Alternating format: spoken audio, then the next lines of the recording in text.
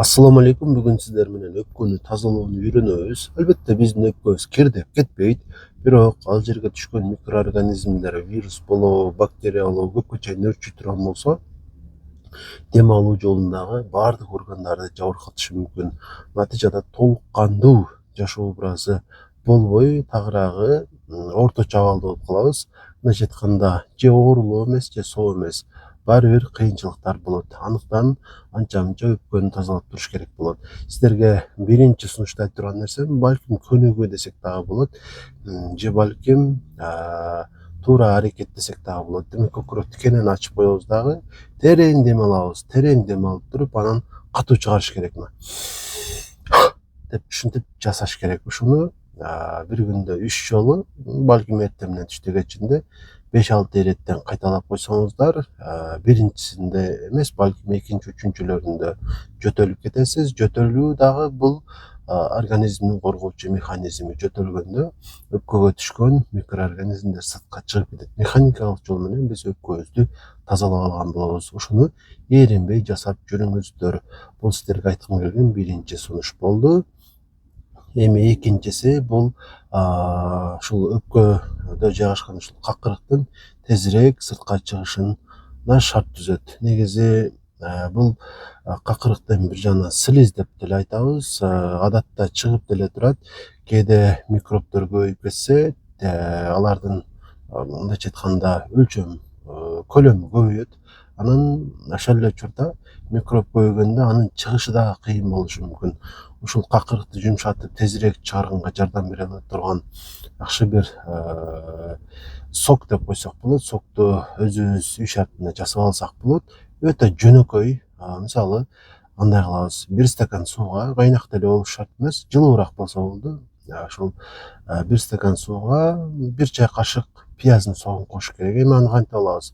Орточо өлчөмдөгү пияз деле кабыгын сыйрып туруп, суунун үстүнө сыксак деле болот. Балким аны бир аз эзип коюш керек. Кыскасы, ошол пияздын бир аз сок чыгарып, сууга кошуш керек. 1 стакан 1 чай кашык болсо болот. 1 чай кашык ошол пияздын согу сууга кошулуш керек. Анан үстүнө дагы бир аз жанагы алма уксусу деген бар го. Эгер бар болсо, алма уксусудан кошуп коюңуздар. Бар болсо, бал болсо үйдө, мисалы, балдан дагы бир аз жарым чай кашыктай кошуп коюңуздар. Жана ушуну ичип коюш керек. Ач каранга ичүүгө болбойт.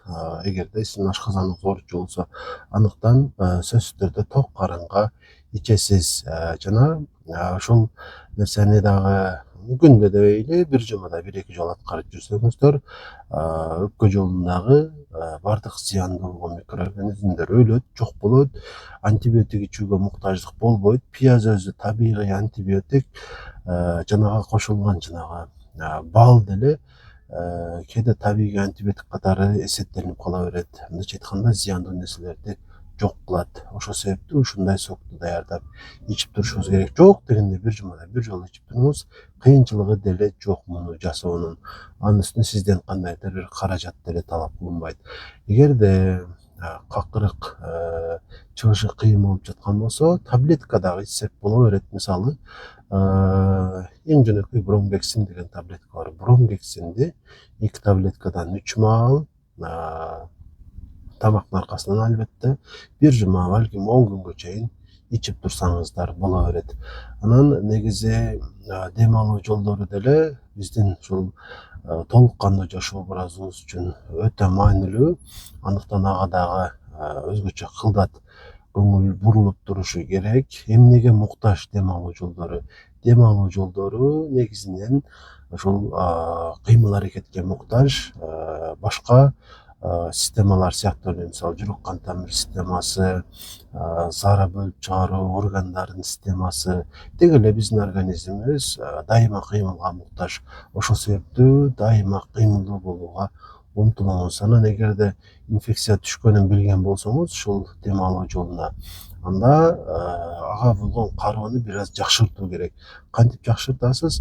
Суукта көп жүрбөгөнгө аракет кыласыз. Сыртта анан муздак нерселерди жебей, ичпей туруш керек болуп калат. Анан биздин өпкөбүздүн бронхтору негизи ушул аллергиялык себептен дагы болушу мүмкүн да, жабыркашы.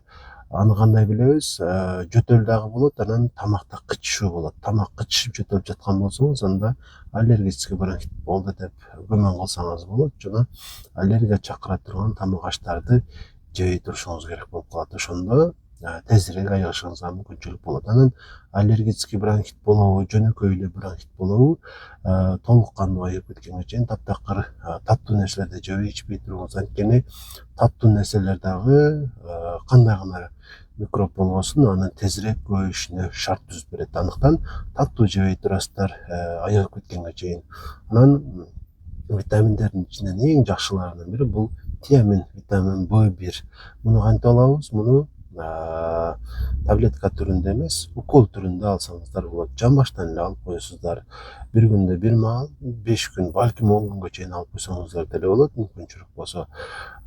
Бул болсо зат алмашууну жакшыртып берет. Анан витамин B1ди организмде көбүрөөк сактап калыш үчүн биз таттуу жебешибиз керек. Ушуга дагы маани берип коюңуздар. Анан биздин дем алуу жолдорубуз негизинен ушул тамекиден көп жабыркайт. Негизи тамекинин зыяны биздин жүрөк кан тамыр системасы үчүн эң олуттуу зыян тийгизүүчү фактор болуп эсептелинет. Анан дем алуу жолдору үчүн деле анын зыяны көп. Айрыкча көп жылдар бою ушул чылым чегип жүргөн адамдарда бронхектатический болезнь деген ушундай оору пайда болот. Анан ошол бөйрөктүн дейм да, өпкөнүн төмөнкү жактарында какырык топтолуп чыкпай турган болуп калат эгерде көп жылдар бою тамеки чегип жүргөн болсоңуз. Андыктан ушул жамандын дагы жакшысы бар дейт го.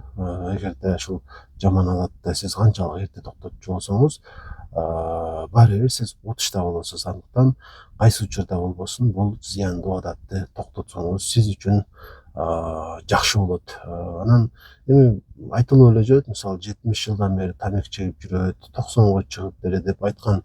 Албетте мындай учурлар деле бар, бирок ар бир эле адамдын организми күчтүү эмес. Көпчүлүк эле адам бул чылымды көпкө чегип жүрүүгө чыдамдуу болбойт да. Ошондуктан аны эртерээк токтотууга мен сунуштайт элем, үгүттөйт элем ар бир эле ушул чылым чегүүчү мекендешибизге. Анткени анын пайдасынан зыяны көп. Эч кандай пайдасы жок биздин организмибизге. Ушуга сиздерди чакырып кетет элем. Эгерде узак өмүр сүргүңүздөр келсе, оорубай жашагыңыздар келсе, анда чылым чекпеңиздер.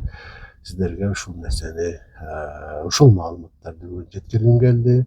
Эгер каналга каттала элек болсоңуздар, жан көрүүчүлөр сөзсүз подписацияны басып коюңуздар. Сиздер үчүн пайдалуу маалыматтар байма-бай чыгып турат.